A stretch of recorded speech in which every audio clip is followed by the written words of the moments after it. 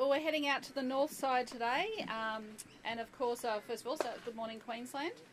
And as we know, that there are still a lot of families that are impacted, and today we're here with local members Jimmy Sullivan and Leanne Linnard. And Jimmy's just been pointing out to us over here, the Kedron Brook, the impact that they've had here locally on the paths, the bikeways. Usually it's buzzing with people, a lot of damage done here. But also too, we'll be going out talking to people in the affected suburbs, and then we'll be heading up to Redcliffe as well. But can I just thank Major General Jake Elwood for the great work he's done. Yesterday he hit the ground running with myself and also the Deputy Premier. We were out and about, we went and spoke to people in Goodna.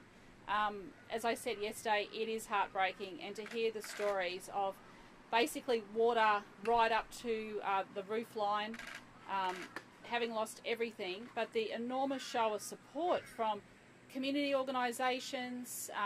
Tees were out there doing a barbecue, Westpac was out helping, the local basketball team from Springfield. The community is just coming together and helping out, and of course we've got the Army and the councils working together in that Ipswich region. We then went and had a look at Rockley State School, and of course a lot of damage has been done there to the school. And we then went to Fairfield, had a look at Fairfield, the damage there, and then to the Milton Ferry. So look, there is a lot of damage across the state, 22 councils that have been impacted, and we are going to work really hard, which is the next phase as we move into recovery, recognising there are a lot of people that aren't living in their own homes at the moment, and we've been talking to them, and whilst they are in emergency housing, we do understand the need to try and get something closer to their homes as quickly as possible. Well, I can also advise that when we head up to the Moreton region, there were 447 properties flooded, and there were 5,803 grants received, totalling over $1 million. And the Moreton Bay region was also severely impacted. It was definitely in the top 3 of the regions impacted. And as we know, the north side of Brisbane was also heavily impacted as well. So at our first opportunity, we've come out to have a look here today. So in relation to total damage assessments, there have now been 17,384 that have been done. The Deputy Premier will give an update on that. Can I also advise people that the Bureau is predicting some isolated storms this afternoon, so please take care if you're out on the roads, because of course that flash flooding can happen at any time as well.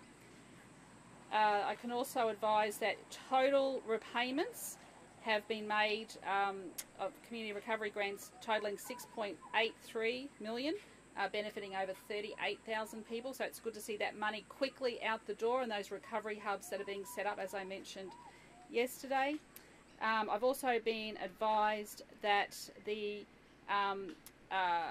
monitored flows from Wivenhoe will also end this afternoon as well, and from all accounts they've done a pretty good job there, so well done, and exactly what they said was going to happen did, and Wivenhoe is now at 88.6%, so that's good to see. We still have 6 schools that are impacted. And we also know that there is going to be a big effort with this flood cleanup. So local councils, I know, have a big job to get the rubbish off thousands of streets. And what we're doing today is that we are announcing that we are going to be waiving our waste levies for all flood-related waste.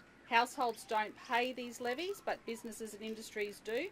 So 12 councils have waste levy exemptions, and they are Fraser Coast, Gympie, Noosa, Moreton Bay, Brisbane, Logan, Gold Coast, Ipswich, the Lockyer Valley, Somerset, Toowoomba and North Burnett, and hopefully that will make things go a little bit faster. And I'm happy to also, we'll see what the New South Wales Premier said, but some of the rubbish is also coming up from northern New South Wales, from businesses and everything, so perhaps the New South Wales Premier can look at something similar there, but I'll leave that to them.